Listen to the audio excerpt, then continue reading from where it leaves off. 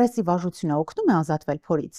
Ցավոք սրտի ոչ, շատ լավ կլիներ որ օգներ, բայց բազմիցս խոսել ենք դրա մասին։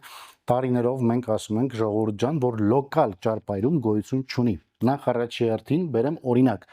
Եթե մենք գնում ենք մարզասրահ, կատարում ենք բիցեպսի վարժություն կամ աղջիկները կատարում են նստատեղի վարժություն, մենք ինչ նպատակ ունենք, որպեսզի փոքրացնենք, թե մեծացնենք։ Այսինքն դուրս է գալիս, որ մենք պրեսի կատարող վարժությունները անում ենք, որպեսզի մեր փորը փոքրացնենք, բայց այնինչ մենք կատարելով ուժային վարժություններ տալիս ենք մկանային աճի ստիմուլ։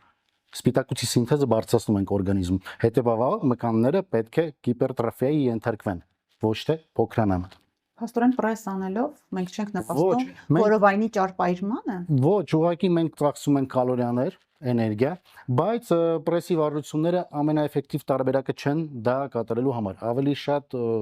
ծախսող վարժություններ կան։ Ահա, այդ դեպքում ասենք թե ինչ վարժություններ պետք է անել փորն իջեցնելու համար։ Ավելի շատ,